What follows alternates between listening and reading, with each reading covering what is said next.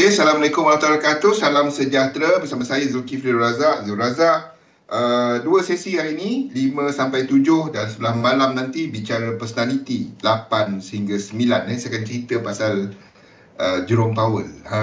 Kita nak bincang sikit pasal dia sebab dia adalah yang tengah menjadi perhatian pasaran untuk minggu ini. Jadi malam nanti ya. Wassalam Kimi. Jadi topik kita pada petang ni isu pasaran kewangan, sifat dan juga peranan.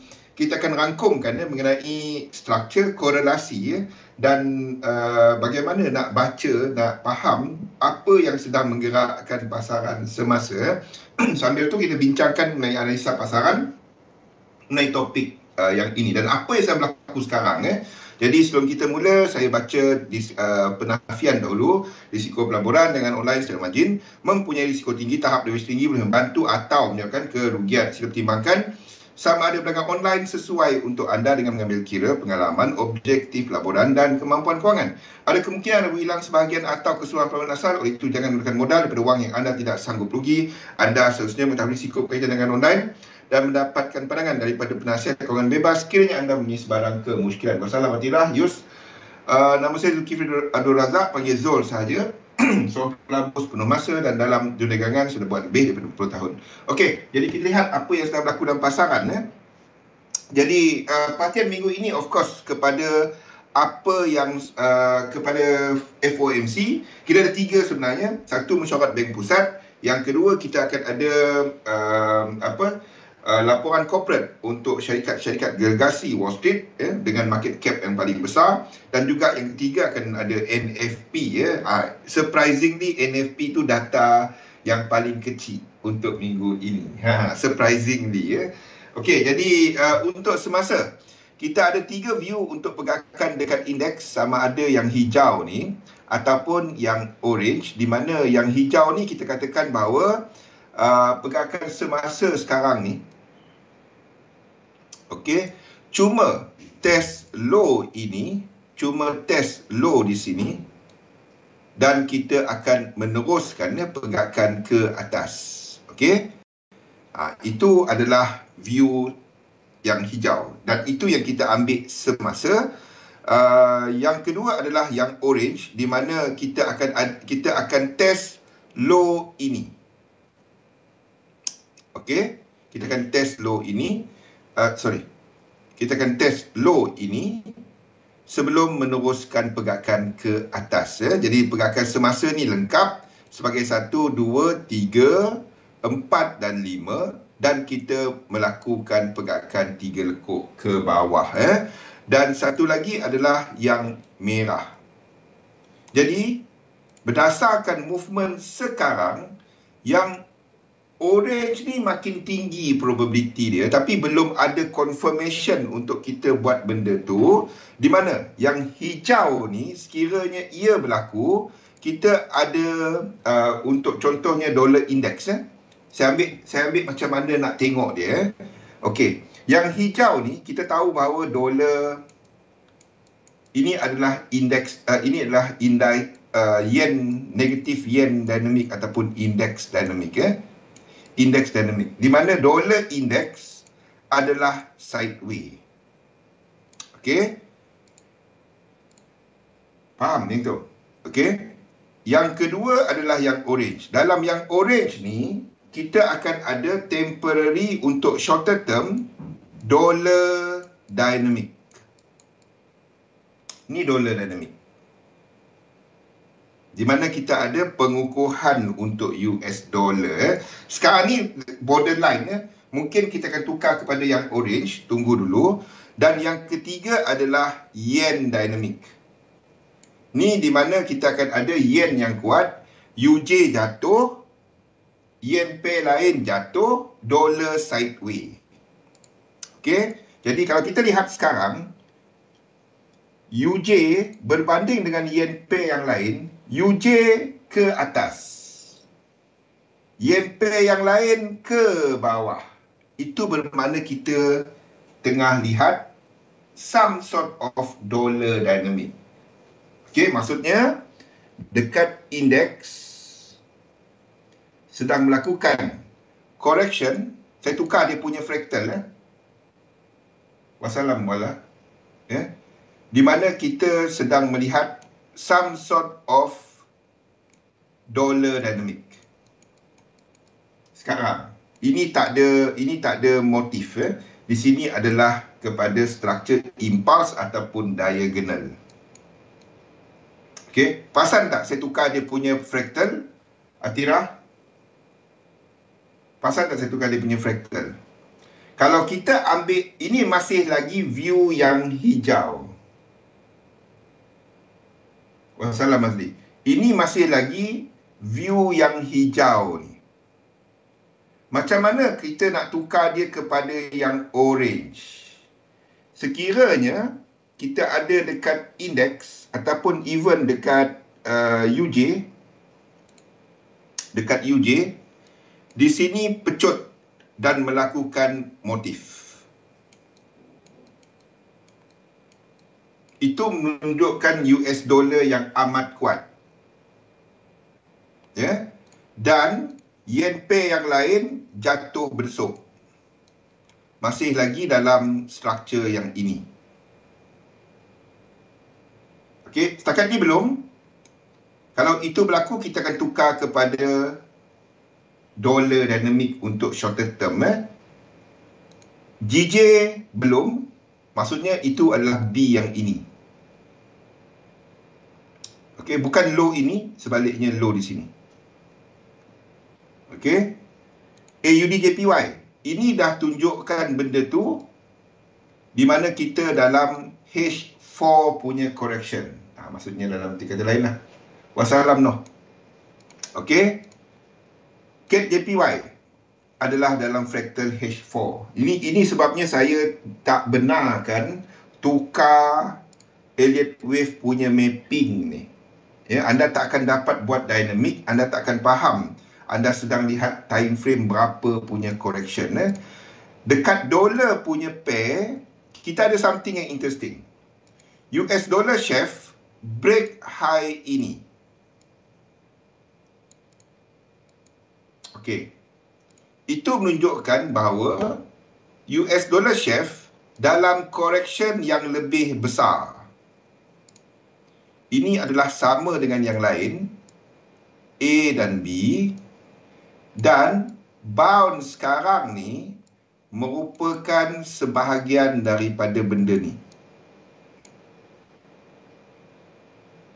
Apa yang akan membuatkan kita bertukar kepada dollar dynamic ataupun yen dynamic?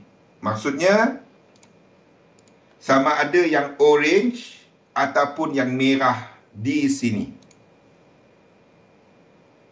Sekiranya US dollar chef break B di sini. Faham tak? B ini break. Then, kita akan tukar view kita kepada yang orange ataupun yang merah. Faham tak? Dekat ni tadi. Dekat US 500. Orange ataupun yang merah. Sekiranya US dollar chef menunjukkan bahawa kita akan ada bounce US dollar yang lebih besar, tapi masih dalam sideway, itu adalah yen dynamic. Kenapa bounce dekat US dollar jadi yen dynamic? Kenapa bounce dekat US dollar jadi yen dynamic? Mana kita tadi? U-chef. Kenapa bounce dekat sini menjadi, dan break B ni menjadi dollar dynamic ataupun yen dynamic?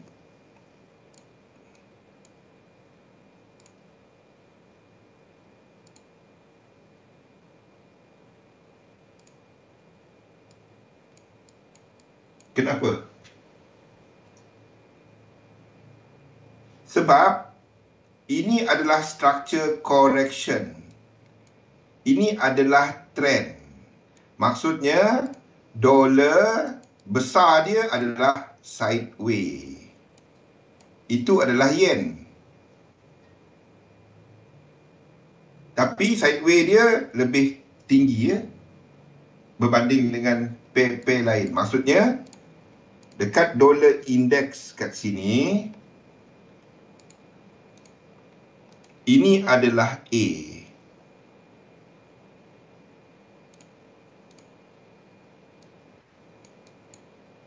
Dan kita membuat correction yang lebih besar sikit. Kalau ini, itu adalah dolar. Kalau dia merupakan pergerakan ini, itu adalah yen. Wassalam kali. Faham tak? Ini lebih sideway. Inilah view X dan Y. Bukan dolar tak pecut. Itu maksud dia. Dynamic tu bila something tu pecut. Ya? Pembetulan dalam zigzag.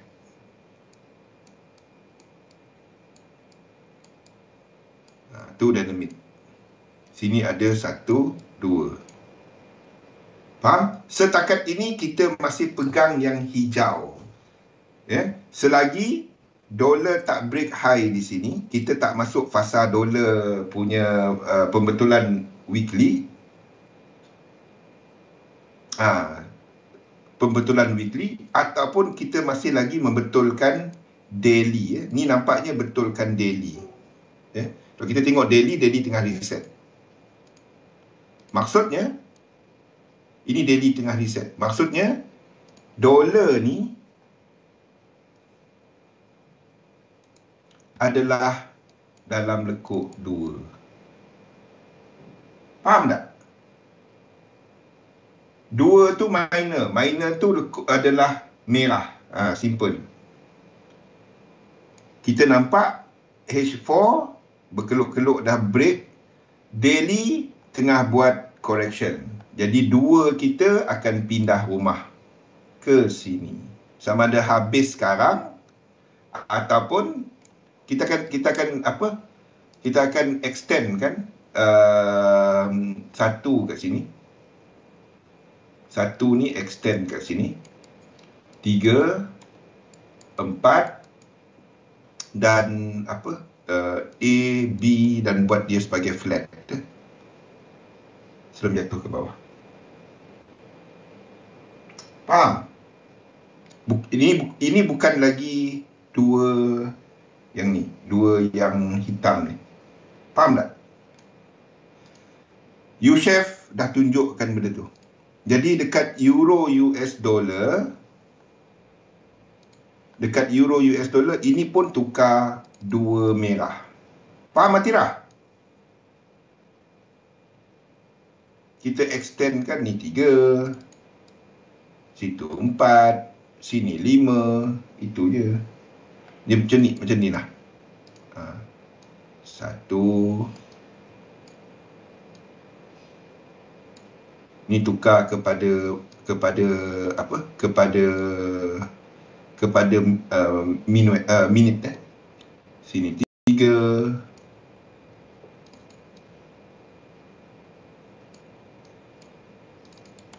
Sini 4.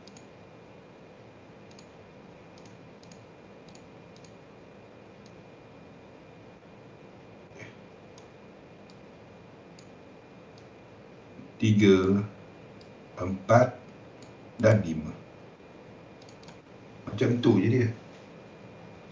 Ya, 2 minor, 2 merah. Jadi ni tukar kepada WXY ni lah.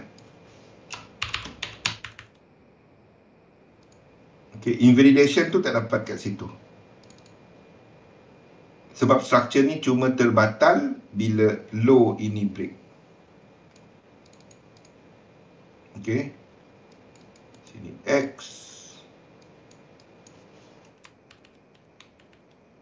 Ataupun situ A, B dan C. Tak apa. Higher chances ini A, B dan C. Maksudnya, kalau ini A, B dan C, sini akan ada high, low. Baru dia dapat 5. Jadi itu adalah A, B dan C.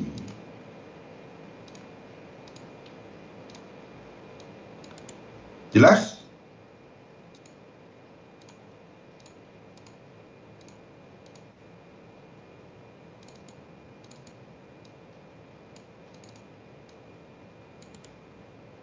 Okey, kalau kita tengok dekat daily, ini pun tengah reset daily. Nampak? Daily yang nampak H4 dah full, dah apa? Tengah test dia punya momentum yang belakang dia. Jadi kalau ini break, dan itu confirm sebagai 2. Dekat yen pair dah tunjuk benda tu, contohnya macam EJ ataupun dekat indeks, benda sama.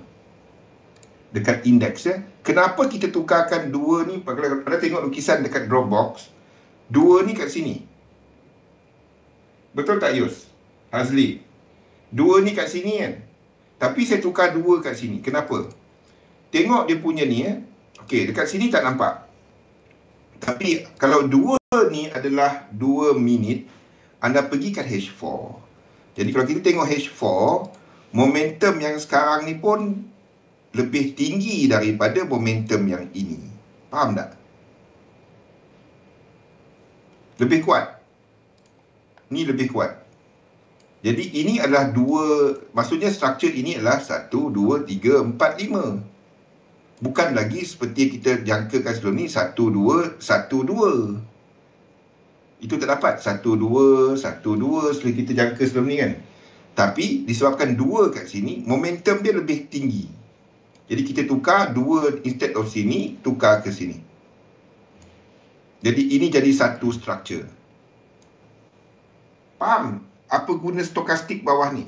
Kita nampak dan confirmkan dengan RSI break. Boleh? Tu guna 2 indikator ni Okey, ni dah break. Confirm tak RSI? RSI confirm, break. Dan kita tukar fraktal dia kepada 2 ni. Okey. Jadi sekiranya ini break ke bawah, 1 ni pindah rumah. Sini ada clear, dapat separate Jadi kita masih dalam 2 yang ni.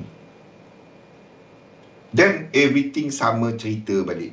Kita dalam minor. Sama macam U-Chef tadi lah. Okay. Apa pun anda tak trade dia kat sini. Jadi kalau itu berlaku, then yang kita tunggu UK 100 akan break. 2 ni masih lagi. Jadi kalau UK tak banyak. Kalau UK 100 break, dan itu struktur kita. Faham? Ni yang kita tunggu-tunggu kan. Sebab itu jangan kejar. Jangan kejar. Dia dia akan kalau dia break, dia akan cari yang 100% 3 lekuk sini. Okey, yang kita tandakan pada hujung minggu Okey, US 100 ini yang saya minat. Cumanya struktur dia tak jelas untuk nak tarik Fibo. Adakah kita sedang melihat kepada, sebab ini dah berada menghampiri kawasan 100%. Okey, kalau anda seorang yang nak ambil risiko, sini adalah entry point dia. Itu adalah US 100. Bukan US 30, bukan US 100. Ni. Okey, itu adalah untuk ni, untuk indeks kat Wall Street DAX pun sama. Kalau ini break, dan kita sebenarnya correction daripada atas ni.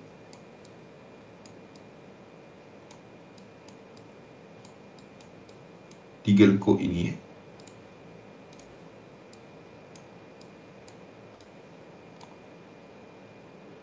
Okay, dan 2, sebenarnya kita dalam 2 minor. Okey. Itu adalah DAX. Sekarang ni tak dapat nak entry dia kat situ. Sebab ini bukan daripada higher high. Higher high dia break high ini. Okey. Faham? Spain 35.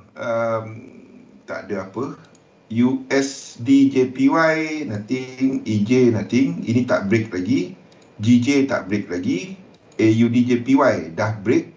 Cumanya memang itu yang dijangka. CAD JPY.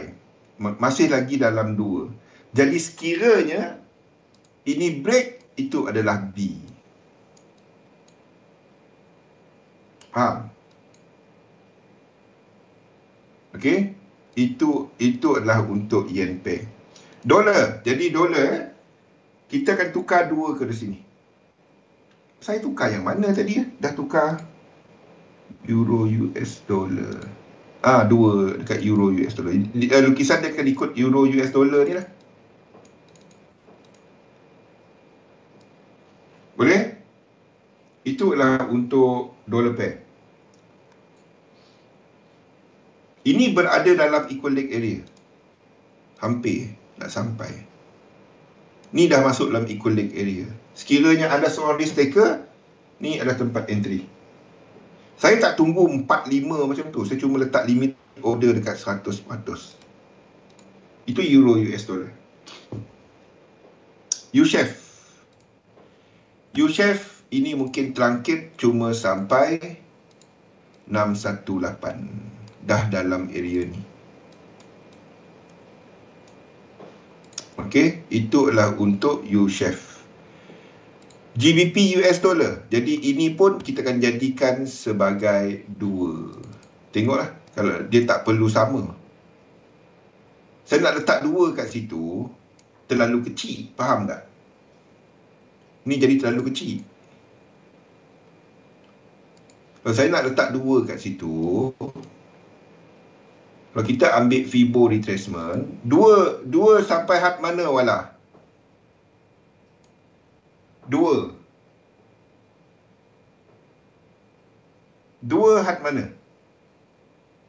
Kalau kita katakan ini 2, kita akan jangka 38.2. Ni tak sampai. Sebab itu GU ni tak ada apa-apa. Saya tak minat langsung. Sebab tu kita masih kekal kepada 2 ni. Lagi kecil kalau kat sini. Okey. Dekat daily.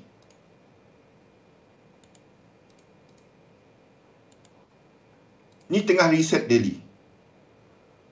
By momentum, inilah 2. By structure, itu terlalu kecil. Jadi saya ikut structure. Okey. Dia pun dah break yang belakang ya. Kalau ikut momentum, 2 ni kat sini. Tapi kalau saya nak letak 2 kat situ, terlalu kecil. Ya. Kita tengoklah kalau dia break ke bawah. Tak minat. Ini tak break high. EU break high. Jadi itu kita boleh trade. Jadi ini saya biarkan. Dan kalau perlu nanti nak kira lekuk ke atas dia, untuk samakan, dan kita akan tukar 2 kat sini. Barulah count dia sama. Jumlah lekuk dia sama. Apa ni? UCAD. UCAD kita tukar kepada flat. Ini structure flat. 3, 4, 5. Ini cuma 3.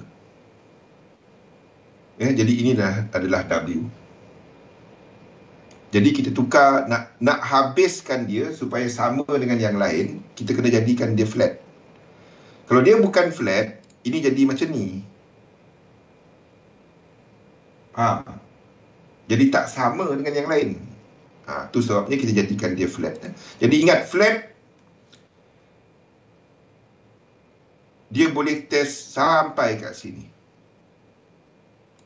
Okey? Alternatif. Ini 1, 2, 3, 4, 5. 1, 2, 3, 1, 2, 3, 4, 5. Lebih besar.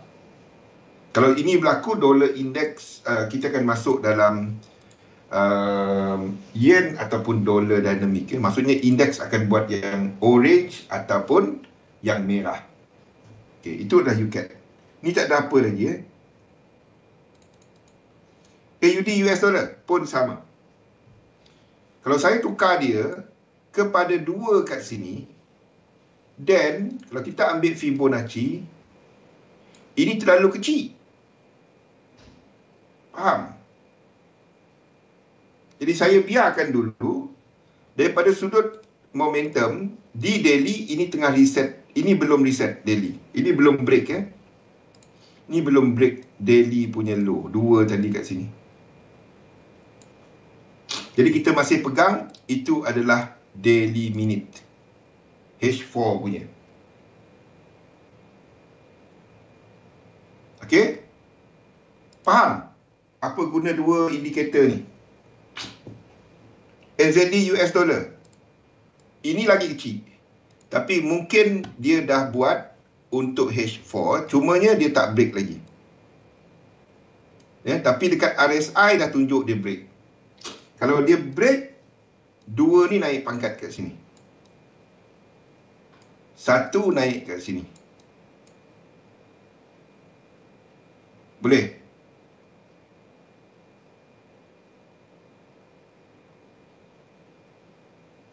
Okey. Itu adalah untuk NZD US dollar. Sekarang saya biarkan dulu. Belum break ya. Gold berada dalam kawasan support. Okey. 3 lekuk ke bawah. Gold berada dalam kawasan support. Ini adalah untuk pergerakan momentum. 1, 2, 3, 4. Dan internal ni ada 1618. Jadi kita jangkakan at least dia buat 3 lekuk ke atas. Daripada sini dia akan buat 3 lekuk ke atas sekurang-kurangnya. Jadi 50% of ini, 50% anda letakkan BE. Kalau ini jatuh lagi, itu bermakna sama ada itu adalah dollar dynamic. Kalau ini jatuh lagi, itu dollar dynamic ya. Dan kita akan ambil yang orange tu. Okay, itu gold. Silver pun sama. Kita dah tukar dia punya fractal ke bawah. Minyak. Minyak ini jadi flat. Ini tak dapat jadi 1, 2, 3, 4, 5. Ni kita terpaksa lukis sebagai flat.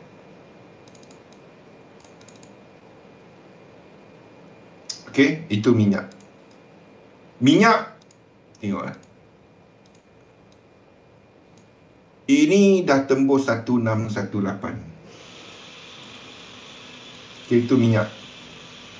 Minyak seperti saya maklumkan, tunggu kepada company dia. Short term kalau ada trade, ni dah yang bounce ini tak cecah 50%. Jadi kena stop loss. Yang bounce ini tak cecah 50%. Tak dapat. Itu minyak. Flat kita tak tahu, tak dapat nak buat apa. Copper. Copper sama seperti gold tadi, 3. Satu lagi high. Apa pula bunyi? 4. Sebelum satu lagi ke bawah, sama seperti gold. Ni adalah copper. Dan Euro AUD tak ada apa. Euro AUD, Euro GBP, nothing, sideways. GBP AUD berada dalam zone. So, one more high.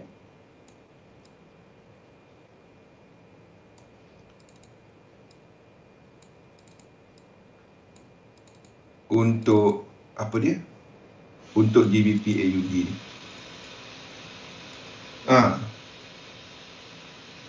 Sekejap. Saya tukar mic saya. Sekejap mikrofon. Ada bunyi drill lah pula. Tukar tinggi sikit. Okey. Sekejap dekat tim pun kena tukar.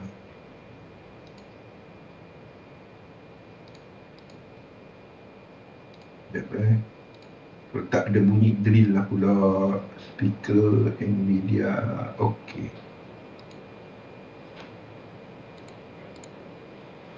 Okey, ni tak ada apa. GA menunjukkan bahawa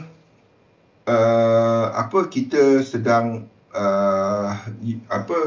menyangkakan pergerakan US dollar akan berakhir. Okey, itu adalah GA. GA ni ada entry, ni setup. 100% stop loss atas ni. TP 3 lekuk daripada 3 tempat ni 100% ke bawah.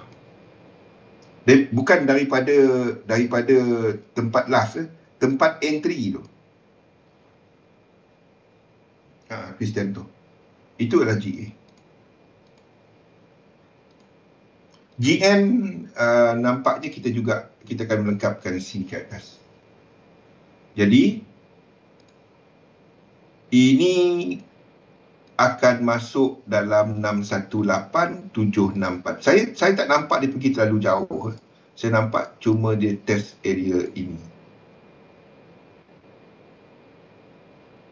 Kita tengoklah. Okey, ini satu. Tengok yang kecil. Ini time frame kecil.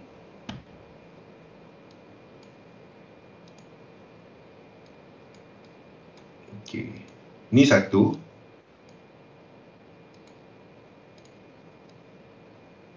Sini 2. Sini kita dah ada 3. Sini ada 4. Last kali 5. Kita dah ada divergence kat situ. Faham tak? Ni nak kenal pasti dia buat apa? Dia buat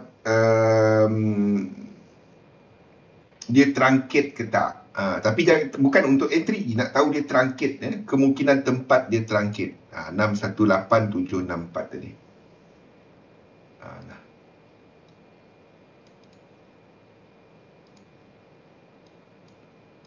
Ni satu. Ni 2. Sini 3. Sini 4. Dan last sekali. Kita pun dekat time frame kecil dah ada. Faham? Biarpun nampak laju kat sini kan. Dia masih dalam divergence. Okey, mungkin cuma sampai kat situ saja.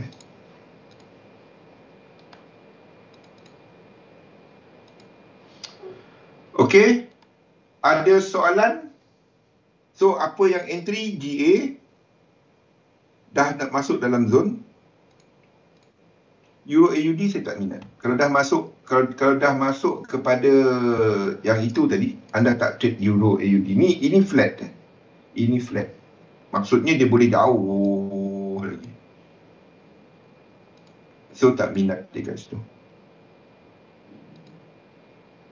Gold kalau ke bawah satu lagi. Ini belum sampai 100%. Bila GA nak jatuh, bila gold ni, bila copper ni sampai 100%. Benda sama.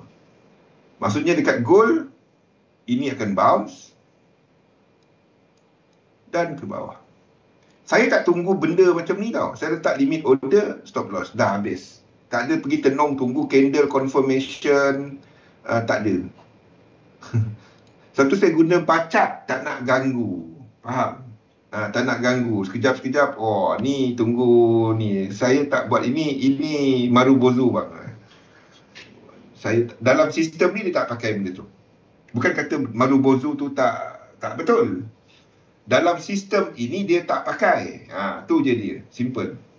Mana candlestick saya ni? Sekejap. Mana candlestick ni? Ada lagi candlestick. Ada. Ni marubozu bang. Marubozu. Ni dah close down. Saya tak pakai benda tu. Dalam sistem ni. Dalam sistem ni. Dalam sistem lain, ada sistem saya menggunakan confirmation candlestick. Ini adalah pullback. Jadi kita tak ambil peduli pasal. Dan untuk sistem ini. Untuk sistem ini, alternatif dia. Ini semua adalah 1, 2, 3, 4, 5 pembetulan yang lebih besar. Tu alternatif dia. Jadi kalau itu berlaku, dolar punya dynamic. Sekarang ni, dia dah dalam kawasan support. GA dalam kawasan resistance. US 100 menghampiri kawasan support. Okey. Dan dollar pair yang lain, dollar index dah berada dalam kawasan resistance. Ni maksud saya. Dalam kawasan Okay, kalau dia nak turn, dia turn sekarang. Kalau tak, then apa, kena SL yang tadi. Gold dan juga GA. Boleh? Berdasarkan apa kita nampak kat copper, ini akan buat macam ni. 4, 5. Satu lagi. Kalau dia break high, itu ingat ini 2. Ni bukan invalidation kat situ. Invalidation akan tempat lain. Invalidation dia lebih besar. Ni invalidation dia. Sebab ingat itu adalah 2 merah. Ni 2 merah. Faham kenapa 2 merah kan? Daily punya reset. Yang tu faham kan kali? Jadi ini adalah 2 merah. Jadi kalau dia break high ini tak ada apa pun. Ni macam ni.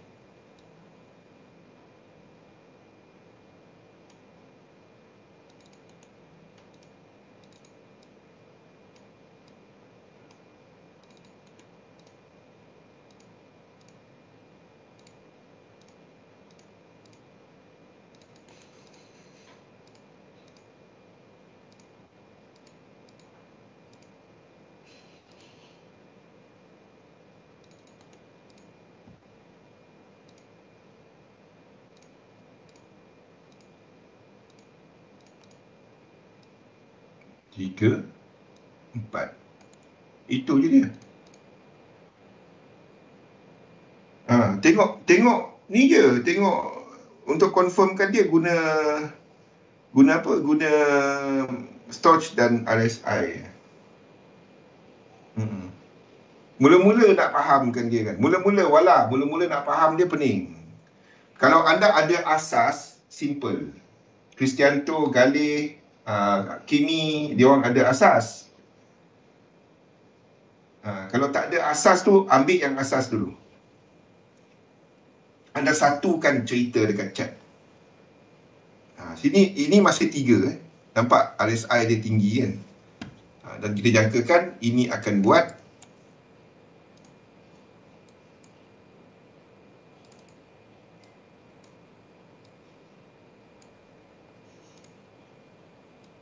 empat, 5.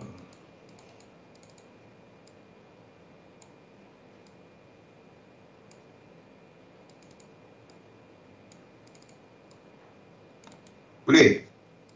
Tu structure yang kita jangka sekarang. Saya tak dapat habiskan sini sebab RSI dia tertinggi.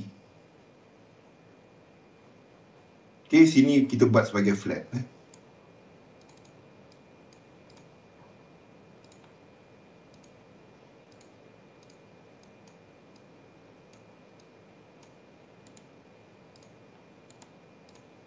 Nampak, mula-mula nampak apa benda dah. Tapi dia tak ada apa. Simple. Amat simple konsep sebenarnya.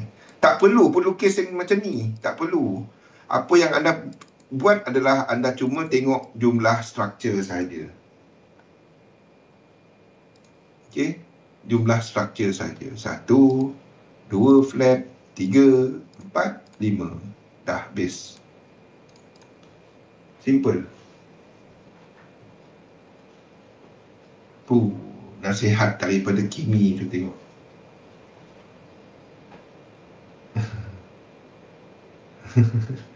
Kopi songkok.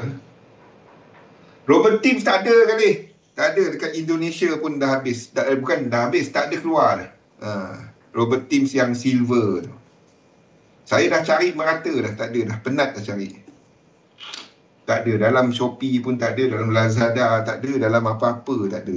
Saya siap email kepada, apalah pula dia buat atas ni, siap email kepada Robert Teams punya company. Dia kata dah discontinue. Dia nak hantar sampel kepada saya. Saya kata tak sudi. Kopi baru tu. Email kalau dia orang nak hantar sampel tau. Baguslah company-company. Faham?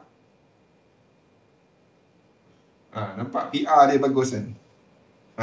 U-Chef. U-Chef saya silap letak ni. U-Chef. U-Chef H1. Ni bukan sini. Ni sini. Okay.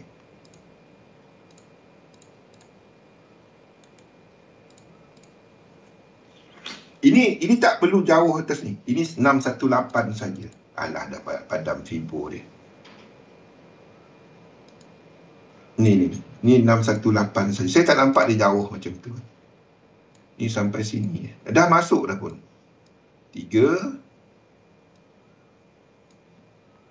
4 5 sampai sini.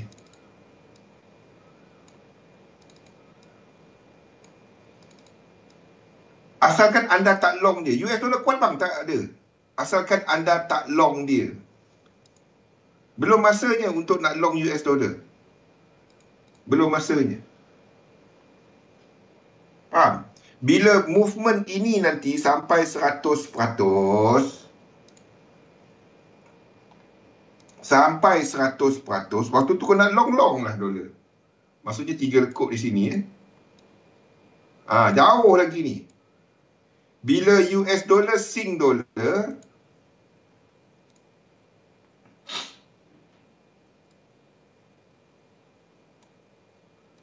sampai dekat support di sini.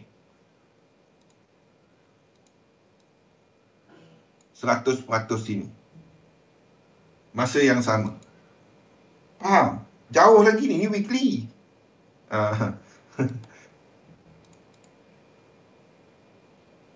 Boleh? Dan barulah kita nak cari dolar punya long. Semasa belum. Ya. Apa pun FOMC. Dan kalau structure dia bertukar, dan saya katakan okey, dah masanya untuk beli dolar. Ya. Maksudnya, ini kita ada trend. Dah ada. Belilah dolar. Sekarang tak ada. Biasa. Ni, itulah masalahnya dengan trader setiap lekuk. Masalah. Dia nampak trend saja. Trend berdasarkan, trend tu bukan hanya momentum. Faham?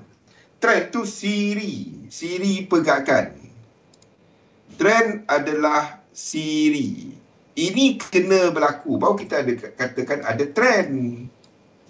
Macam ni kan. Dia pull back. Okey, trend dah ada. Low, high, higher low, higher high. Lepas tu dia bergerak sini. Kau nak guna momentum, pakailah. Ya? Asalkan benda ni dah ada. Lepas tu nak pakai momentum, pakailah. Sebab dia dah ada trend. Kalau selagi ini belum ada, selagi tu dia sideways macam ni. Itu sideways. The moment dia break, kita ada trend. Low, high, higher low, higher high. Yang dalam ni sub punya move. Substructure. Dia kena break structure kepada time frame berapa. Katalah ni daily. Jadi kalau anda nampak dekat daily, anda tengok momentum daily. Anda nak tahu dia momentum low, high macam ni. Saya ambil contoh.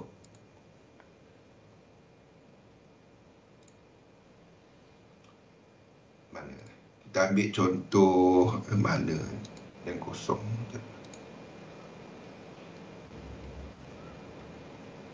Okey, kita ambil mana-mana contoh. Saya tak tahu kenapa orang ramai minat AUD CAD.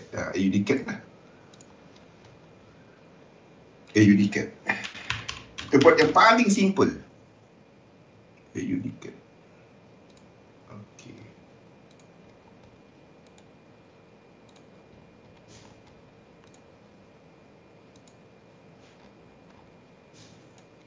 Okey.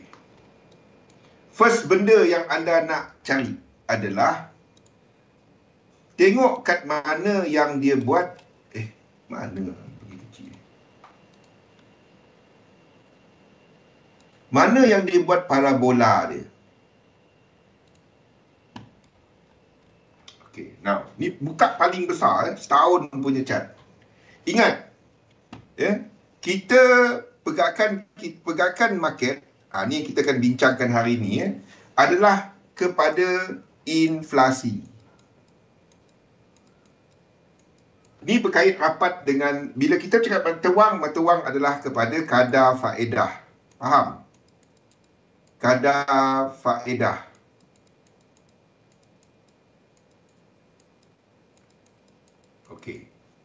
Apa beza dua ni? AUD CAD. Dua-duanya adalah mata wang apa? Komoditi. Tapi ini sedara kepada dolar. Rumah sebelah berbanding dengan AUD.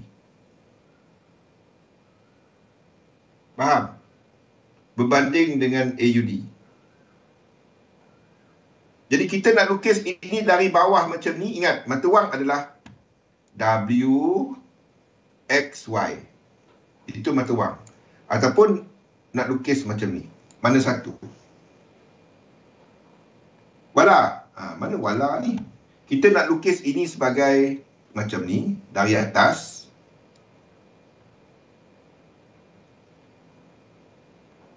Ataupun kita nak lukis ni dari bawah.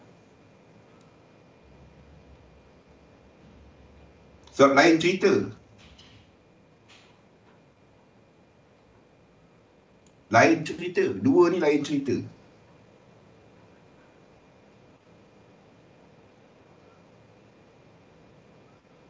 Jadi anda nak lukis ini ataupun anda nak lukis ini.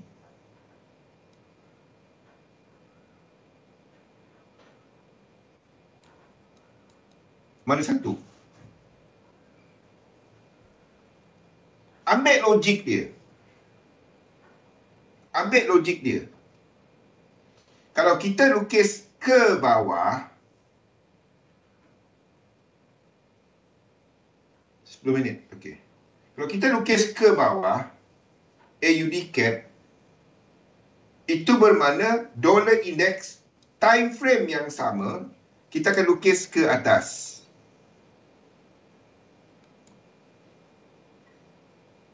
Faham tak? Tengok logik dia. Ni AUD CAD.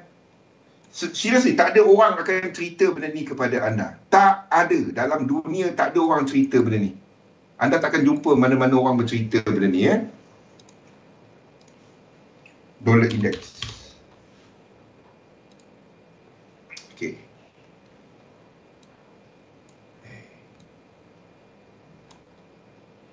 Ni caranya anda menentukan dinamik asal. Okey. Jadi, adakah anda melukis dolar ni dari atas ataupun dari bawah? Kalau anda, sebab dia akan berlawan, faham tak? Dia berlawan, ni dari atas, ni dari bawah. Faham tak? Pair ni berlawan. Ini berlawan. Kalau anda lukis WXY kat sini ke atas, ini anda lukis WXY dia ke bawah. Faham? Kalau ini anda lukis ke atas. Faham tak maksud saya? Tak ada orang akan cerita benda ni kepada anda. Anda tak akan dengar mana-mana pun. Anda tak akan dengar mana-mana dalam dunia. Tak ada orang cerita ni. Tak ada. Macam mana kita nak ambil posisi awal tu? Dari bawah atau dari atas?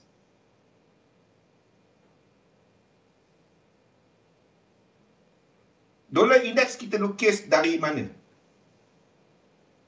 Dari atas menuju ke bawah. Kenapa? Sebab faktor inflasi. The moment more inflation, kadar faedah lebih tinggi. Dolar, yes. Tapi apa yang berlaku? Dolar makin banyak di print. Supply lebih banyak, ini adalah menuju ke bawah. Itu yang kita lukis kepada dolar. Di sini. Kalau nak tahu. Tim kita update chart ni, tak tahu. Chart ni update tak tengok.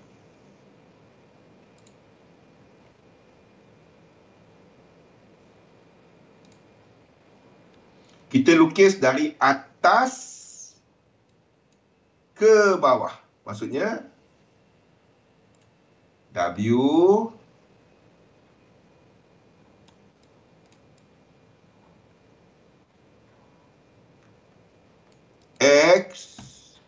dan Y ke bawah. Okey. Itulah market dynamic. Jadi ini kalau kita lukis ini dari atas ke bawah. Kenapa dia lekat ke tepi tu lah pula. Okey, tarik macam ni. Oh, tahu.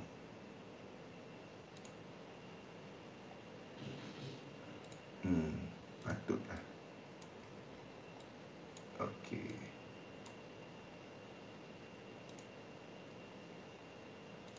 Okey.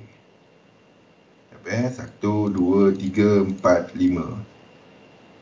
6, 7. 1, 2, 3, 4, 5, 6, 7. Okey. Power chart dia sama. Okey. Kena kira. Kalau kita lukis ini sebagai 1, 2, 3 W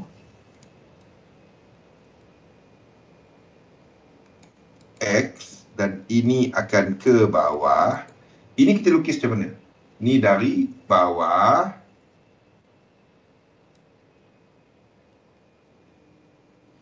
Ini X dia. Sorry. Ni tak habis lagi. Ni ke bawah lagi. W ini. Ini akan ke bawah lagi.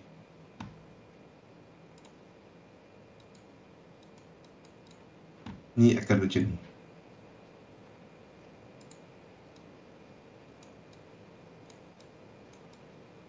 Ke bawah lagi. Faham? Dia akan lawan dengan yang sini. Dia akan berlawan dengan yang sini. Mana mouse saya? Dia akan berlawan dengan structure di sini. Jadi, anda akan cari untuk cara habiskan lekuk ini dan menuju kepada bawah. Ni masih berlangsung yang dollar index ni. Overprice, over value. Bila kita kata overprice, over value ni, dia bergantung kepada time, Sunbi. Dia mungkin, contoh, buah durian, masa sekarang ni, dia overprice. Sebab bukan musim dia. Okey? Bukan musim dia. Jadi, itu tak cantik. Itu benda bermusim. Kita ambil contohnya macam ikan. Ikan senangin.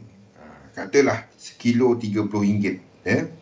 Jadi, tapi kalau price RM30 tu dah memang lama-lama dah setahun harga tu orang terima. Dan tempat lain pun dah mula naik-naik. RM30 tadi jadi lagi murah.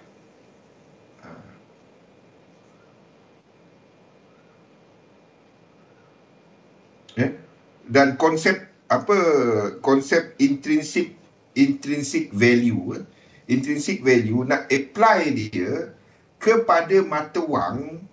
Okey, kalau nak cerita pasal mata wang punya fundamental, kita ada konsep FEER, BEER, nak cari intrinsic value dia kepada jumlah perbezaan import dengan ekspor, duit masuk, duit keluar, hutang luar, hutang dalam. Dia payah nak apply kepada mata wang. Dia payah nak apply kepada mata wang. Mata wang doesn't work macam yang kita nampak dekat. So anda nak assign parameter apa? Faham tak? Kalau GDP banyak ni, mata wang naik 10%. Tak dapat. Faham tak? Macam sebab mata wang basically dia unlimited tau. Dia bukan macam stok. Faham? Dia tak macam stok. Stok dia ada limit. Saham dia ada limit. Berapa banyak yang diterbitkan. Kalau dia nak terbitkan baru, dia kena bagi tahu kepada exchange, report, dan kalau dibenarkan dan dikeluarkan. So basically itu adalah equity punya disbursement. Tapi mata wang ni printing machine dekat central bank, dia non-stop. Faham? Berapa banyak US dollar dalam kitaran? Kita nak tengok M1, M2 account. Adakah itu representatif kepada jumlah sebenar? Macam mana dengan duit yang diletak dalam store Pablo Escobar? Tengok. Ada estimate nyatakan terdapat lebih kurang 3 ke 4 trilion lagi dolar yang lenyap. Duit tu tak ada dalam kitaran sebab sembunyi. Duit tak ada dalam sistem. Macam mana tu? Cash. Dia tak dapat cancel kepada satu-satu nombor siri. Duit mana satu? Tu yang susah nak bagi value kepada duit kepada parameter yang sama bila kita nak kata disequilibrium. The only way is technical. Nampak tak? The only way is technical. Dan anda buat kepada technical punya area. Dia tak sama macam saham. Kita ada banyak pivot lah, apalah untuk nak cari kepada kat mana equilibrium, VWAP dan lain-lain. But dia tak sama, dan semua tu technical. The only way adalah technical. Okay? Kita break dulu, kita sambung. Sebab ini cerita pasal all this yang kita cover sebelum ni, mengenai struktur motif, korektif dan bagaimana kita nak tentukan apa struktur. Okay, kita break sekejap. Assalamualaikum warahmatullahi wabarakatuh.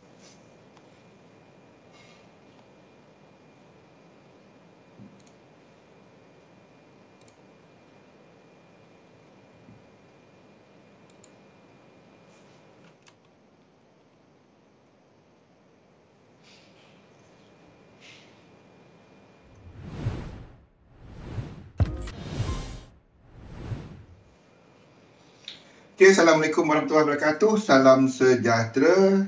Pakai cermin mata lah pula dia. Sebab orang kata Pablo Escobar handsome macam CMJ.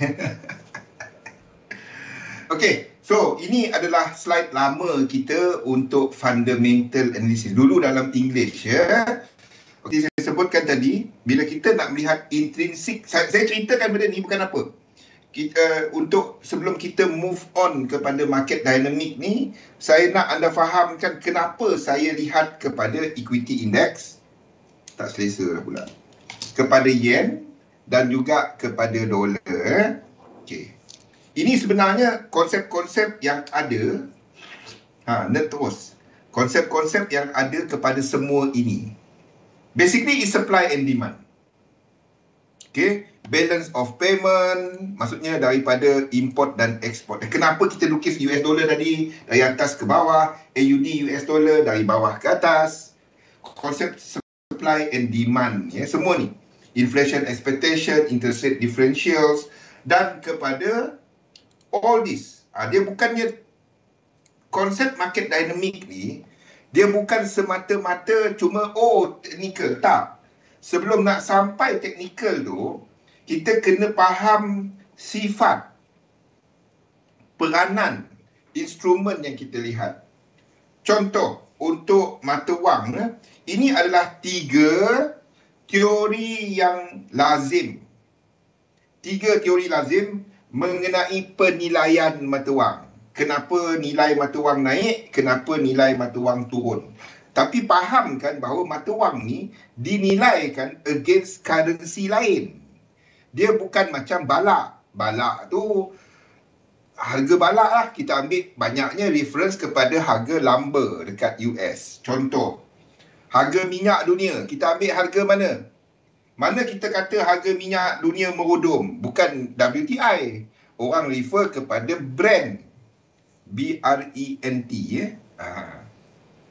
Itu adalah komoditi yang paling banyak didagangkan. Okey, 3 konsep untuk mata wang. Purchasing power parity. Ni ada satu yang anda boleh Google, Big Mac Index. Dia lihat harga Big Mac. So McDonald tu mana-mana tempat ada kan, seluruh dunia. Anda pergi dekat Antartika pun saya rasa tak ada orang buka kat situ. Okey, Big Mac Nombor 2 adalah FEER. FEER ni internal balance serta macam nak sebut current account balance surplus, perbandingan pembayaran di antara dua negara, import dengan export lah, perbezaan dia lebih kurang lah. Dan satu lagi adalah BEER, Behavioral Equilibrium Exchange Rate. Ada 3 teori utama untuk mata wang. Ada banyak lagi sebenarnya, tapi 3 yang biasa. Ini adalah lebih kepada sentiment analysis. Saya lebih kepada yang behavioral ni. Lebih kepada yang ini, pendapat yang saya ambil. Okey. Kita dah cerita, ini adalah slide tahun 2018 kalau nak tahu. Kita dah cerita market dynamic tu sejak dari masa tu. Ni semua lama, yang lama-lama ni. Tengok, yang lama-lama. Saya tak pecahkan lagi fixed dynamic yang benda ni. Yang lama-lama ni. Ramai orang tak ada benda ni. Tak perlu pun. Dan sekarang ni, fahamkan sifat instrumen tu.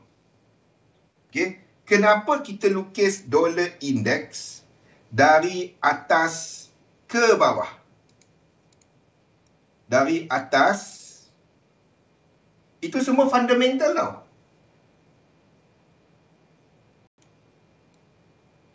Ke bawah. Manakala ini dari bawah ke atas.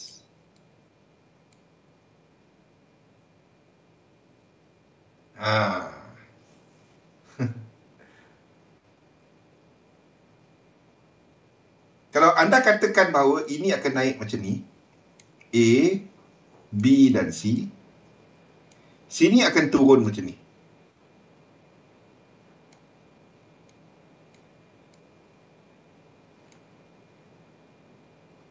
Sebelum ini turun dan ini naik.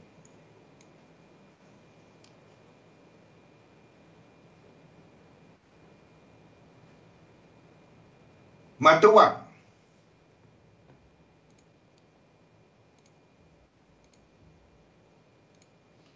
Okay, ingat 3 kumpulan aset. 3 kumpulan aset. Yang pertama adalah aset yang seperti saham,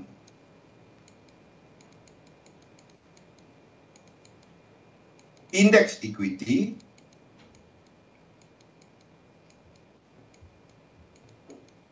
dan aset-aset yang lain seperti ETF dan derivatif dia.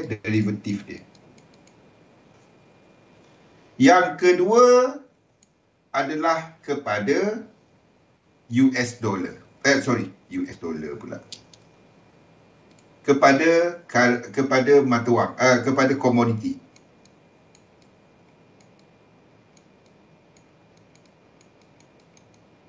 Dan yang ketiga adalah kepada currency.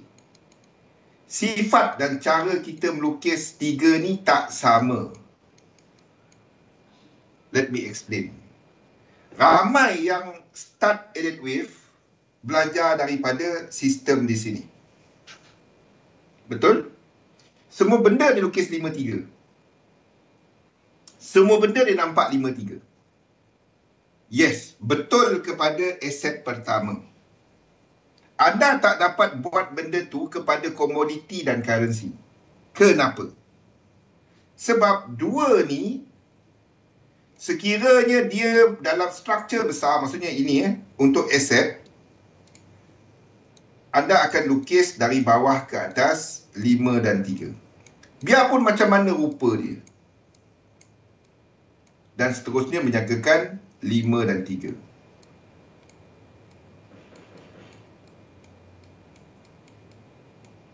Dan terus 5 dan 3.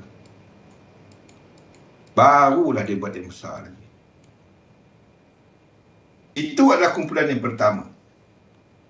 But sekiranya komoditi yang menjadi bahan untuk membantu. Ini basically ekonomi. Ini basically pertumbuhan ekonomi. Aset ni. Malam ni kita cerita pasal Powell.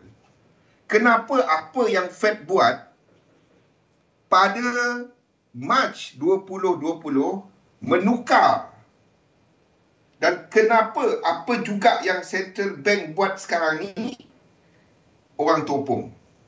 Apa yang berlaku pada minggu ni amat-amat penting. Even kalau anda Google Jerome Powell, anda tengok news, macam-macam cerita. Satu, Powell bantu ekonomi. Dua, Powell pergi jatuhkan ekonomi. Pergi Google, tak percaya. Ada Google Jerome Powell dia. J. Powell ataupun Jerome Powell lah. Lepas tu ada tengok apa headline news. Satu, Powell dikatakan menyebabkan pasaran jatuh. Satu, Powell dikatakan menyebabkan pasaran naik. Mana satu? Itu payah anda nak percaya news. Okey. Ini basically ekonomi. Nombor satu. Malam ni saya explain kenapa apa yang Powell dan rakan-rakan dalam Fed, tindakan mereka pada bulan 3 2020 basically redefine dan menunjukkan separation di antara central bank dan juga market. Adakah Fed peduli pasal market? Of course dia peduli. Tapi ada tapinya. Malam kita sambung. Jangan lupa jam 8 nanti saya dengan Wani serta host kita Mel. Sempat promote Mel. Pada jam 8 malam nanti. Kalau saya lupa nak cerita, bang, tanya, jangan panggil abang, panggil adik. Dek Zul. Kenapa? Kalian jangan lupa adik Zul. Adik Zul. Kenapa apa cerita Powell? Kenapa bulan 3? Kalau saya lupa cerita. Okay, malam nanti cerita sekarang, malam tak ada cerita lah kan. Malam nanti. Malam. No. Malam nanti. Kita cerita trader alam semesta. Adik. Itu betul no? Okay, now. Ini adalah cara untuk melukis yang satu. Nombor satu. Kenapa ni naik? Ini basically inovasi dan lain-lain. Okay.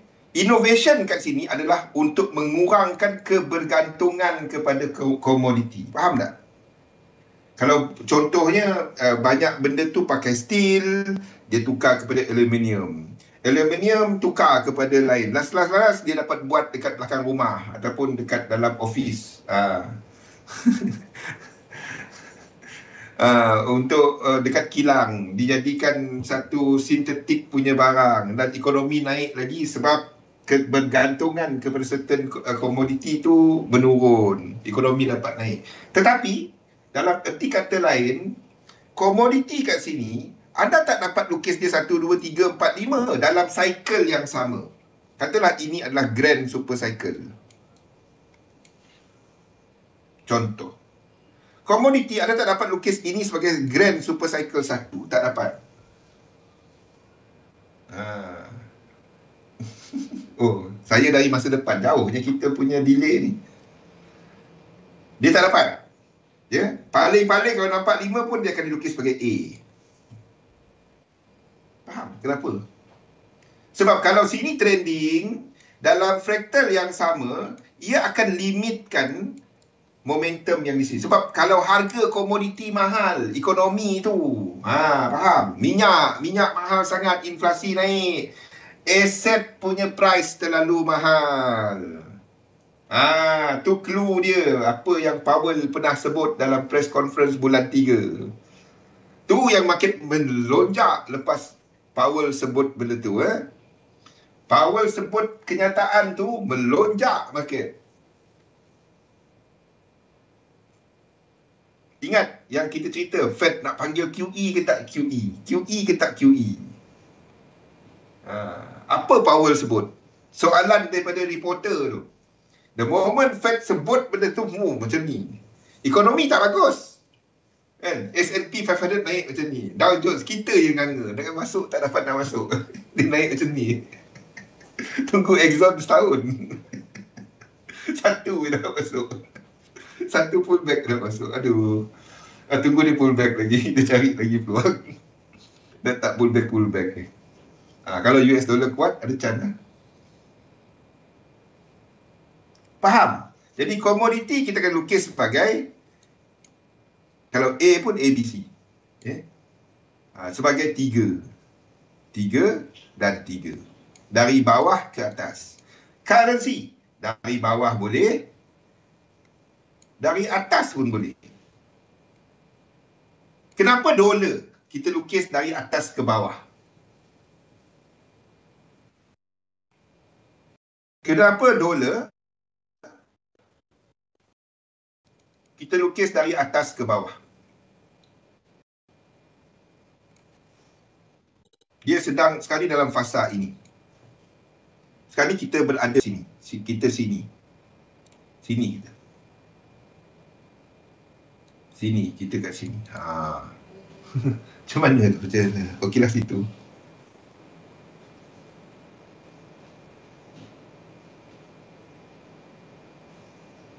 Kenapa kita lukis dari atas ke bawah? Ingat, dengan pertumbuhan ekonomi, berlakunya kenaikan inflasi. Tak kisahlah nak cerita inflasi. Inflasi tetap tak turun pun. Mana ada barang turun harga? Cerita kat saya, harga mana barang turun?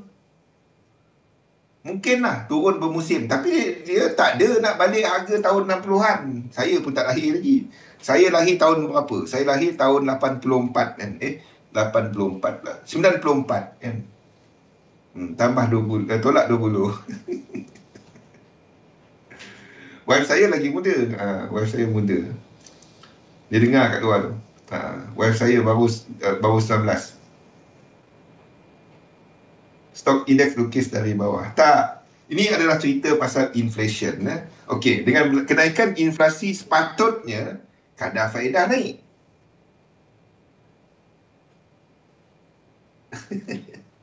Tapi apa? Kadar faedah sekali berapa?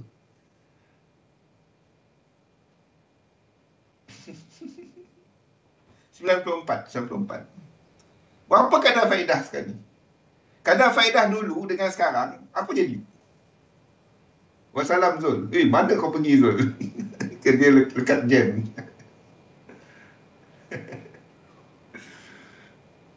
Jauh je kita lag ni. Saya dah 2 minit kat depan. Mel, nanti take note yang lag ni. Sebab susah nak interact. Itu saya tak dapat nak sebut.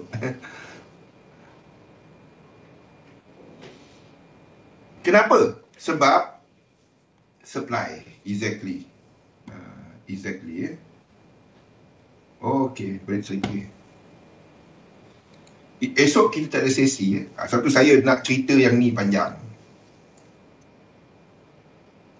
Sebab, okay, because of supply. Whatever it is, it come back to supply. Supply dolar makin banyak. Tapi pulangan kepada dolar, tengok, kadar faedah. Kalau kita bandingkan kadar faedah sekarang dengan dulu, ni kadar faedah. Tengok. Ni, orang kata kadar faedah tinggi. Mana ada? Kadar faedah has been very, very low for years. 5% tinggi. Tengok ni kadar faedah. Kalau anda pernah dengar nama Volcker, Fed Fund Rate. Dia lain.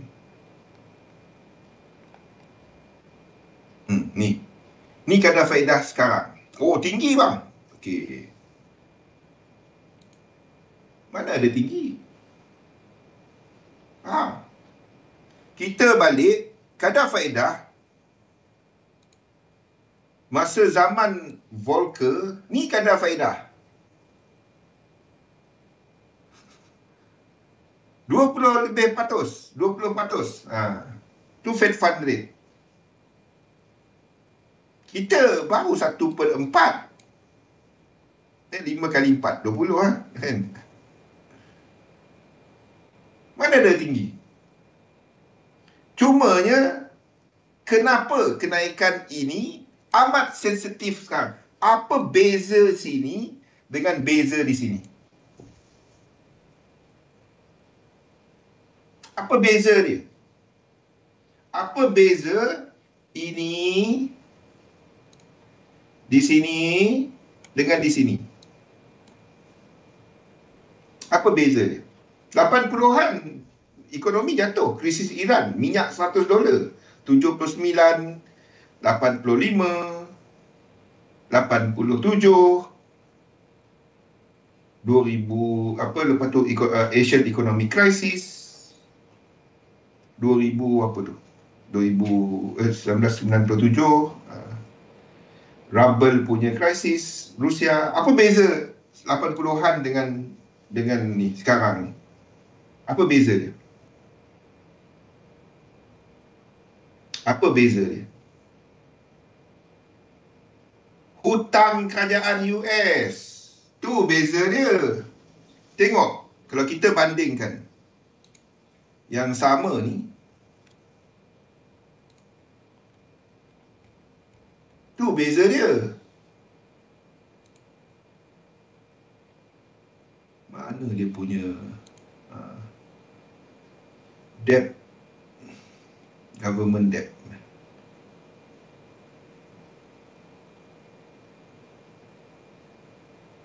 Government debt. Tu beza dia. Government debt. Ni beza dia. Nampak? Tu beza dia. Pada semasa interest rate tinggi, hutang dia masih rendah. Sekarang ni, hutang dia, kalau kadar faedah, hutang apa ni? Ni hutang apa ni? Tu yang bond semua tu, bond perbendaharaan dia. Dia kena, sebab defisit bajet, untuk tampung bajet dia, dia pergi keluarkan, terbitkan bond. Hutang dia naik. Satu saat hutang dia beratus ribu naik. Kalau kita income beratus ribu, hutang beratus ribu naik satu saat, mau demam. Sebab itu, kenaikan even, saya tak nampak dia lebih daripada 5%. Saya tak nampak. Dia naik lepas March, saya tak nampak macam mana dia nak naikkan lagi. Sebab ni dah sampai debt ceiling, tengah gaduh dekat Kongres tu. Boleh naik lagi ke tak? Nak hutang lagi tu. Dekat debt clock, nampak kan? Semalam saya dah tunjuk kan. Tu beza dia. Jadi sebab kenaikan sikit ni, berapa US government nak bayar? Bukannya 3.5 juta. Bukan. Pergi tengok sendiri berapa sebenarnya kerajaan US hutang. Faham? Sebab itu ni kenaikan 25 mata asas sakit kerajaan US. Sakit. Sakit, dia kena bayar lagi banyak. Sebab itu dah start orang bercerita kemungkinan untuk US government default nak bayar bond dia. Tak dapat nak bayar, tapi boleh je print kan. Tu beza dia. Kenapa saya ceritakan benda-benda ni? Sebab itulah kita lukis dolar ni dari atas ke bawah. Tu sebab dia. Faham? Dengan supply makin banyak, ekonomi lagi banyak, harga barang semua tu dalam US dollar, you have to have the equivalent circulation ataupun katalah ekonomi dunia ni bernilai berapa setahun. Katalah kita letak 30 trilion. Contoh. Satu tahun GDP dunia, penghasilan barang dalam dunia 30 trilion. Contoh. Kalau semua tu didagangkan dalam US dollar, there will be some form of US dollar punya duit, sama ada hard currency, dalam bentuk leverage, dalam bentuk any form of payment, untuk menggambarkan 30 trilion ni. Faham tak? As economy grow, you have to have. So kalau GDP tu bertambah, lepas tu duk jual, then you have to have the same amount of duit untuk nak bayar yang dijual tu. Faham tak?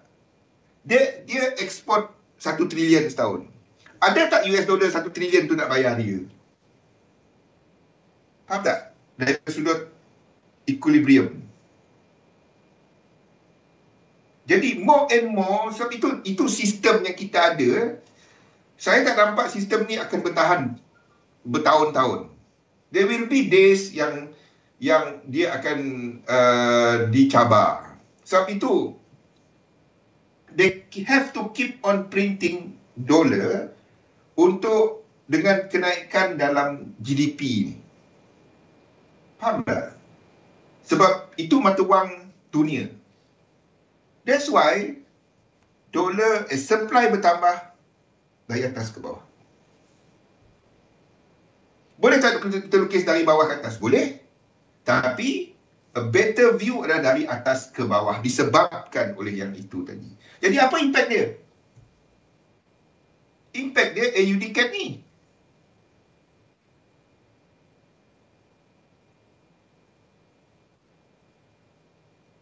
Okey? Sebab kita tahu CAD ni lebih kepada US dollar. Jadi kalau ini dari atas ke bawah, ini dari bawah,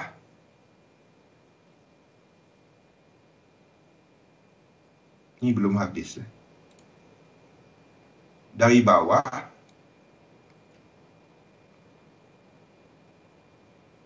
ke atas. Yes, itu sebabnya.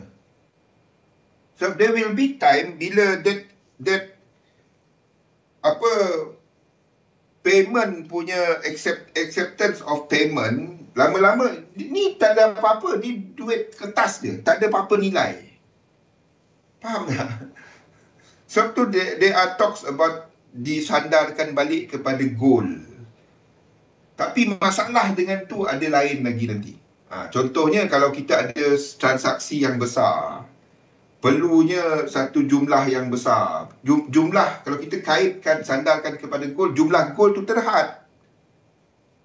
Jadi mata wang tu naik. Inflasi makin naik. Ada masalah dengan sistem sandaran ni, Sunbi.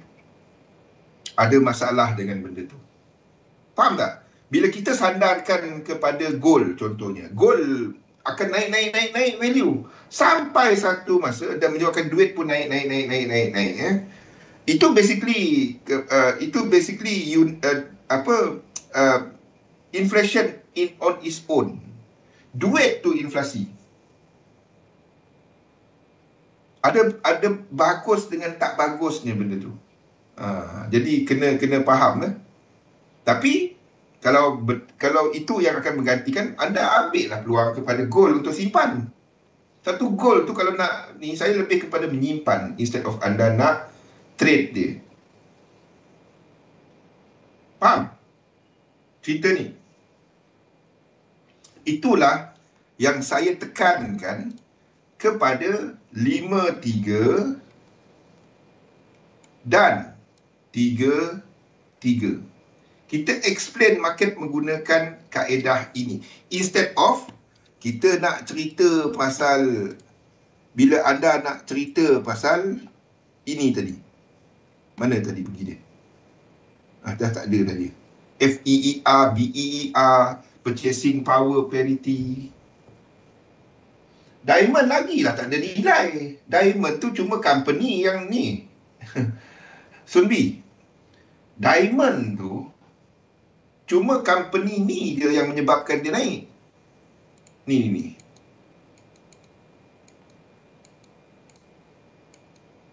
Faham? Ni basically monopoli. Jumlah diamond dalam dunia ni banyak. Dan even there are ways of, dengan teknologi yang ada sekarang ni, creating diamond. Macam mana tu? Ada banyak.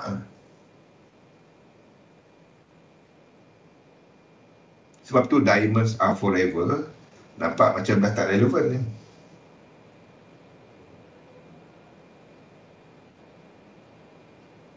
Faham?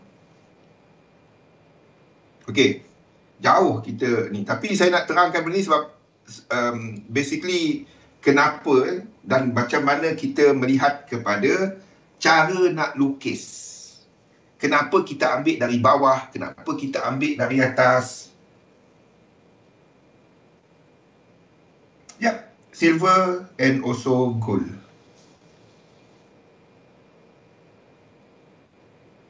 Silver and also gold. Cumanya masalahnya silver ada kena simpan kuantiti yang lebih, maksudnya kalau anda simpan fizikal untuk nilai yang sama, anda so harga dia lagi murah daripada gold. Itu je. Jadi anda kalau nak simpan fizikal, anda kena simpan lagi banyak.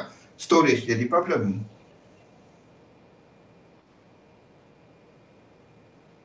Faham kenapa kita lukis dan macam mana kita ambil dan saya lari, ini benda-benda kita dah ulang. Saya tak nak cerita benda ni, sama je. Saya pun boring cerita benda ni bertahun-tahun.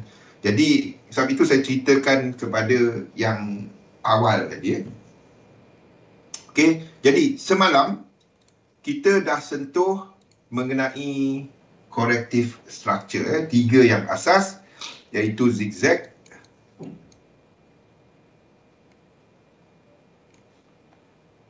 dua flat,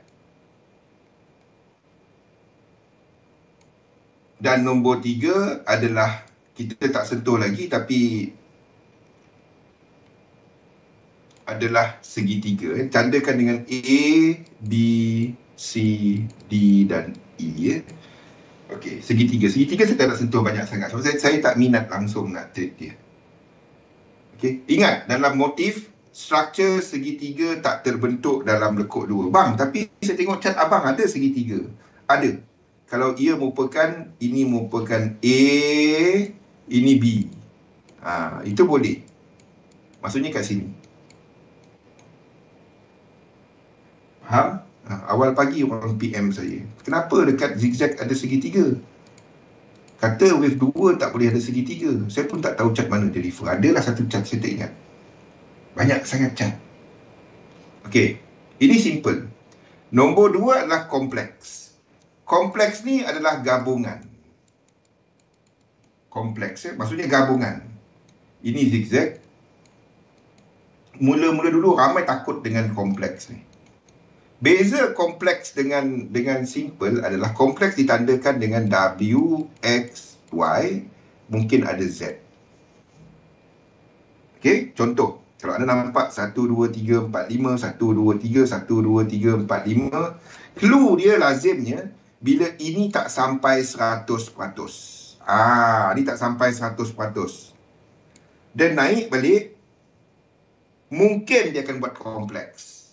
Sekiranya anda nampak ada reset dekat parabola, dekat Stoch ada parabola, ada reset, price tak berjaya break dan mula reset balik.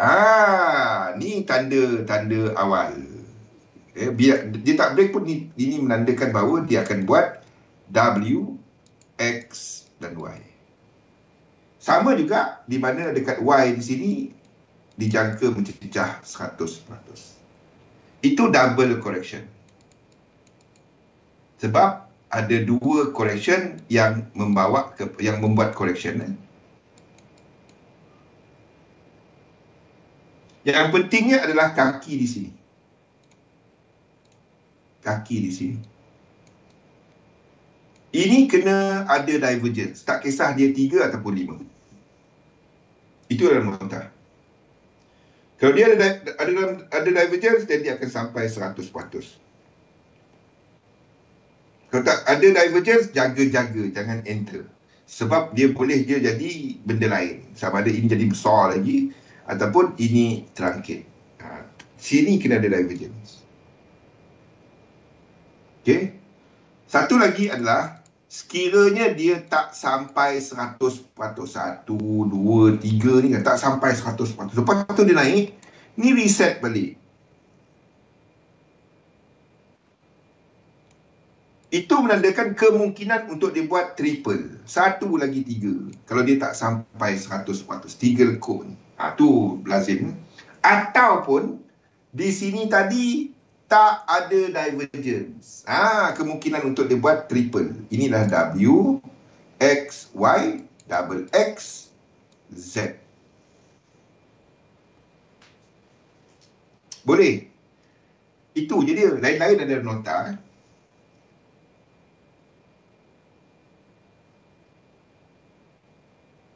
Lain-lain adalah nota. Kita sentuh sikit topik kita lah yang kita sambung semalam.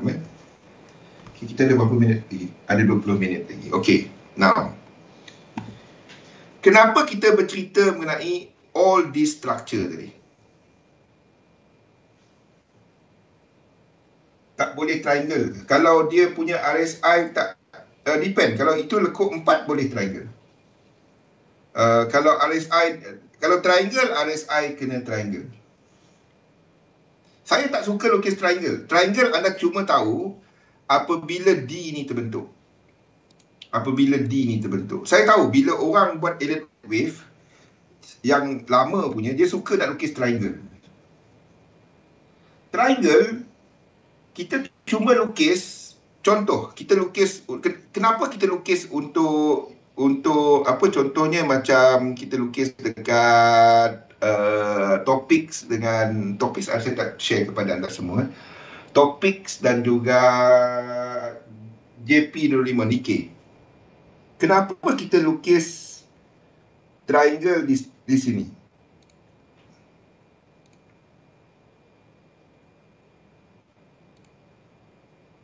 Kenapa kita lukis triangle di sini? Dan kita jangkakan bahawa ini akan buat ke bawah lagi. Kenapa? Sebab JP225 ni, selain daripada indeks lain naik, indeks lain kena jangka naik. Tapi kenapa ini masih kita lukis ke bawah? JP225 ni sifat dia lain, ada special sikit. Sama macam FTSE ya. Sama macam FTSE. Okey, JP225 ni selain daripada pengaruh daripada indices lain, dia juga terpengaruh dengan yen. Sekiranya yen kuat, maksudnya XJPY ke bawah, ini boleh ke bawah. Kita masih lukis UJ ke bawah, EJ ke bawah.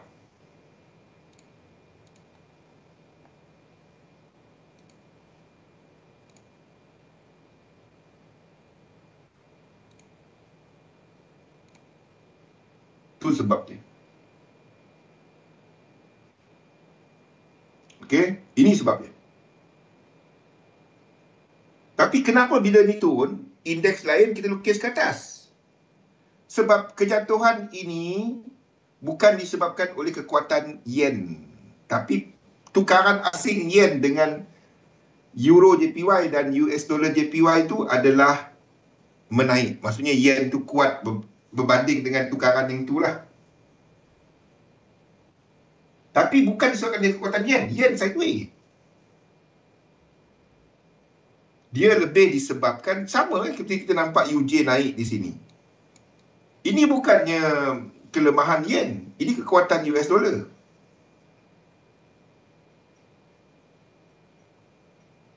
Ini mungkin yen, mungkin, ataupun dolar. Tapi ini basically adalah kekuatan dolar. Sama juga the whole structure ini adalah sama dengan dolar. Ini dolar.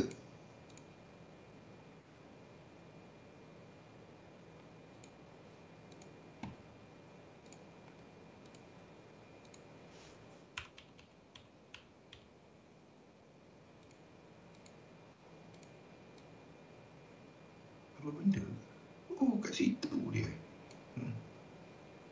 Itu dolar.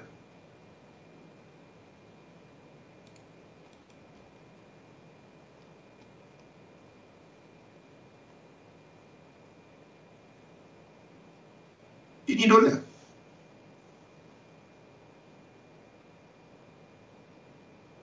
Itu bukan yen punya ni. Ini dolar.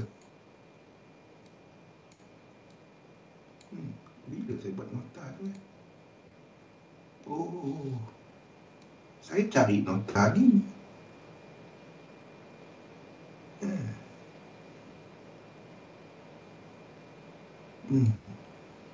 Ngam-ngam dia kat situ.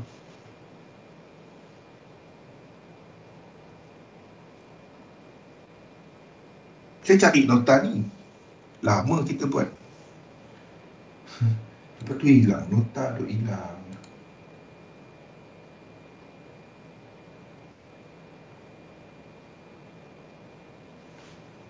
Okey. Ini dolar. Ini bukannya yen. Ini bukan yen yang kuat. Bukan yen yang kuat. Sebab apa? Kejatuhan ini. Tengok. Saya masuk satu lagi. Sepatutnya bila kejatuhan ini berlaku, kita akan ada untuk indeks.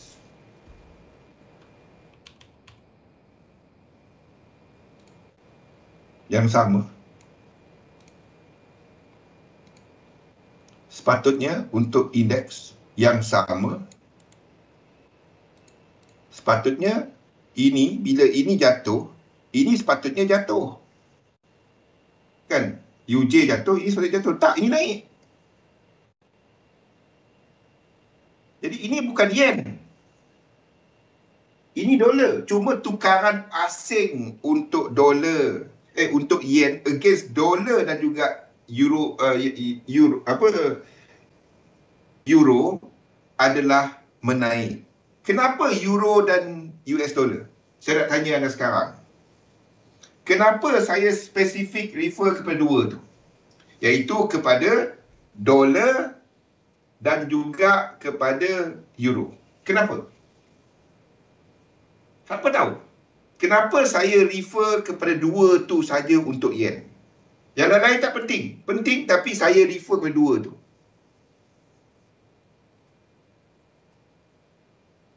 Saya nak tengok. Anda dengar tak? Dari dulu saya bercerita benda ni.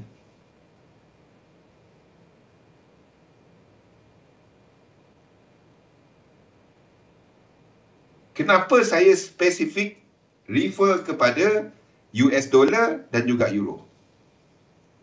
Tak kepada mata wang lain. Saya nak tengok orang perasan tak benda ni?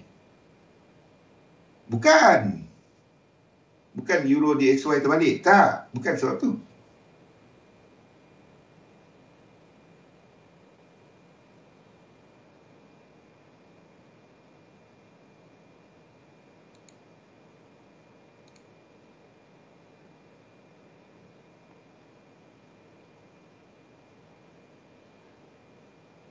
Bukan. Tak ada kena-mengena anti dolar.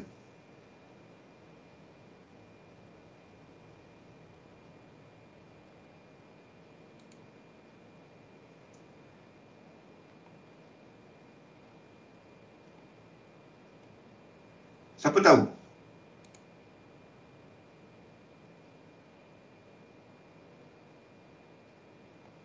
Ni sebab dia.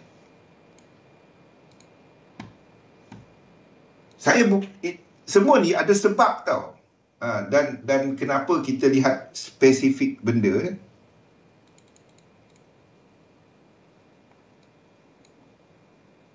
Ni sebab-sebab dia.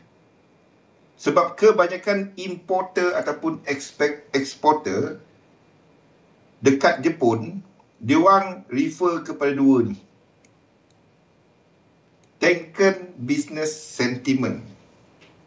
Pernah dengar Tenkan ni? Maksudnya, kebanyakan transaksi dia adalah dalam dua mata wang ni. Kenapa? Tahu tak kenapa? Siapa yang jajah Jepun 4 tahun 45? Ni ada kena-mengena dengan perang. Jauh kita tu. Tapi tak apalah, tak nak cerita sejarah. Saya ni history, saya minat sejarah tau. Sebab dua ni. Disember dia kata berapa sasaran.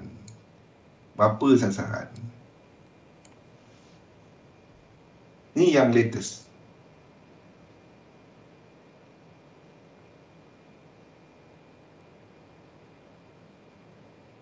US Jepun tu perang dengan US. Lain-lain orang perang dekat Eropah. Adalah Australia apa semua kan. Tapi yang pegang ni adalah US.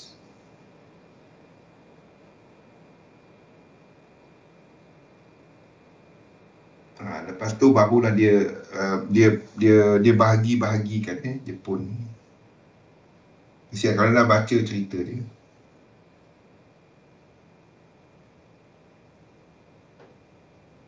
Faham?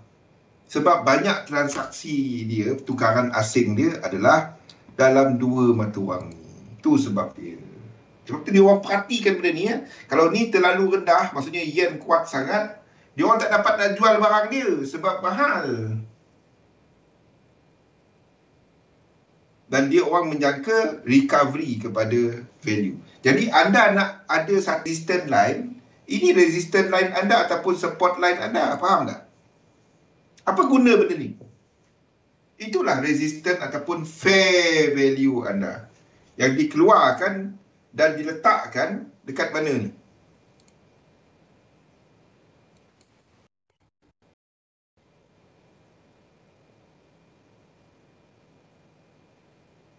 Ni dekat ni lah tadi. Ni Bank of Japan. Ni kan Bank of Japan, bukan saya buat.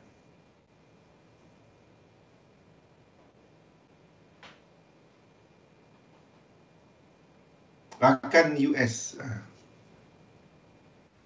Bukan saya yang buat tu. Itu business survey yang dekat Bank of Japan. Itu dekat Bank of Japan tadi.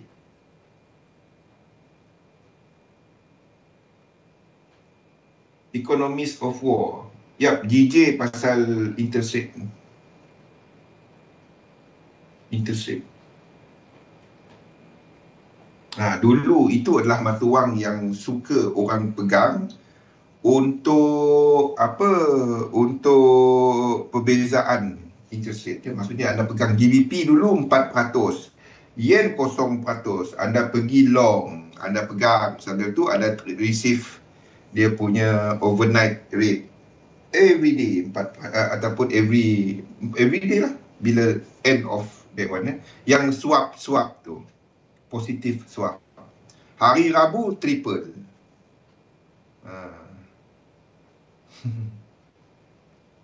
Faham? Apa guna benda-benda tu? Itulah anda punya support resistance. Bukan saya yang buat.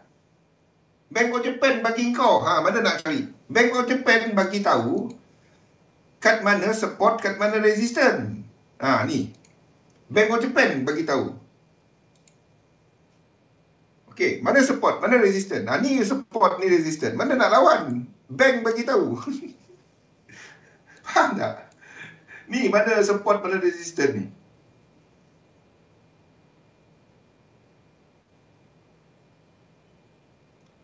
Okay, kita tengok contoh macam Euro Yen. Disember 22, 13693.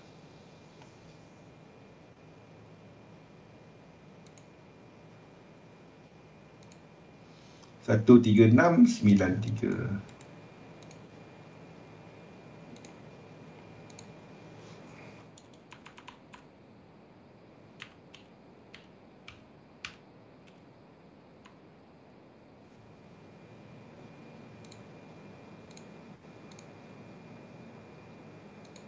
Kita jangkakan akan dibawa ke value ini. Itu next. Bukan saya yang buat. Itu Bank of Japan bagi tahu. 13693.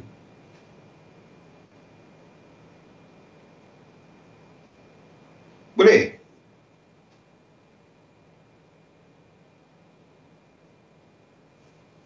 Nampak?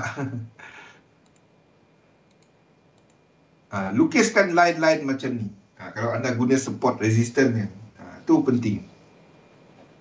Bukan saya yang buat. Bukan saya lukis. Itu Bank of Japan dalam report bisnes menyatakan bahawa mereka menjangka Euro JPY ini akan dibawa ke paras lebih rendah. Mungkin selepas ni akan dinaikkan balik dalam next pada bulan bila dia keluarkan nanti. Release bila nanti. Next release dia ada dalam ni. Mata tak nampak. Carilah dalam. Ni dekat anda boleh pergi dekat Forex Factory contohnya. Kan? Tekan filter ni.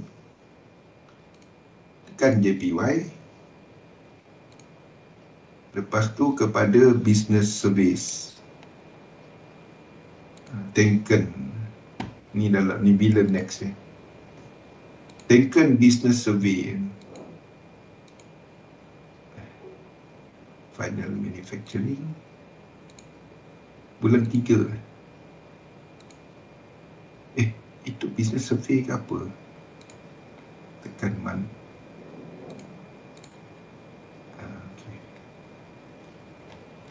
Bulan ni bulan 12. Tenken ni daripada sini. Tekan ni, anda nak dapat dia dekat situ tadi lah. Tekan lah survey ni. Ni lain. Ni ada apa tadi? Business sentiment. Saya pun tak tahu dia ada apa. Central Bank. Kita tekan sekali lah. Miscellaneous. Tenken Business Survey.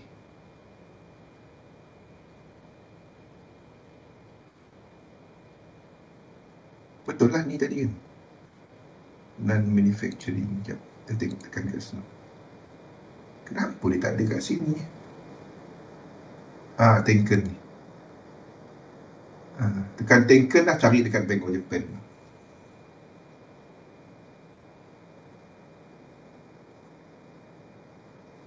Cari dekat Bank of Japan lah. Cari tulis kat sini Tenken.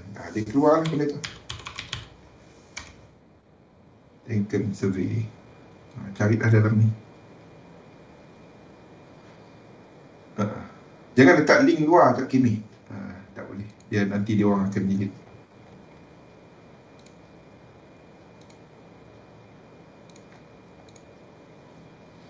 Okey, carilah dalam tu ada. Saya perhati benda-benda ni tau. Faham? Kita bukan saja-saja lukis. Ada cerita di sebalik lukisan kita. Ada cerita dia. Faham?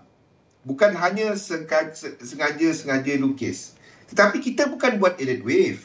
Kita mapkan apa kita punya jangkaan kepada pasaran ni berdasarkan elite wave. Itu je.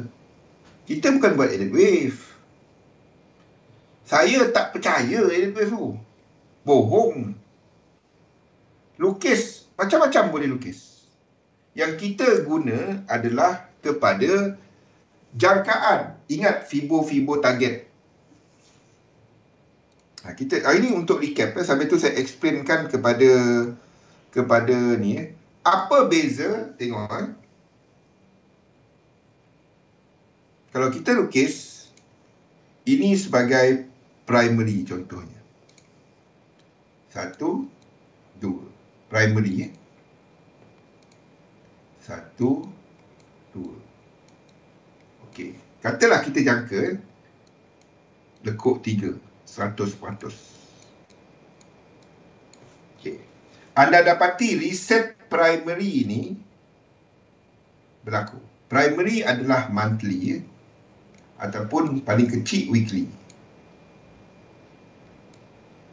Anda nampak ada reset. Lepas tu di sini naik. Apa beza kalau kita lukis dia sebagai 1, 2, 3, 4 dan 5. Okey, untuk habiskan 3 hitam.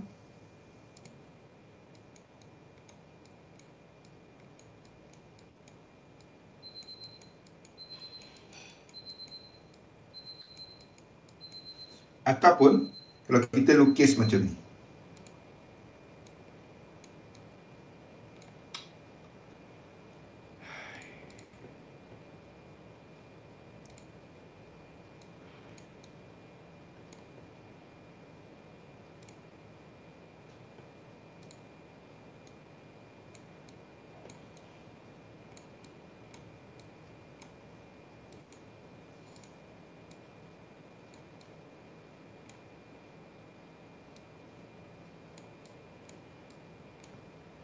Nampak beza dia? Banyak, jauh beza dia kan? 1, 2,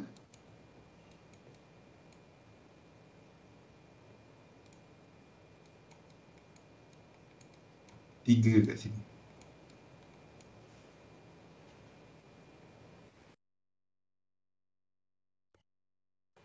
Beza dia adalah kepada momentum. Ini dekat time frame kecil akan berlekuk-lekuk. Boleh?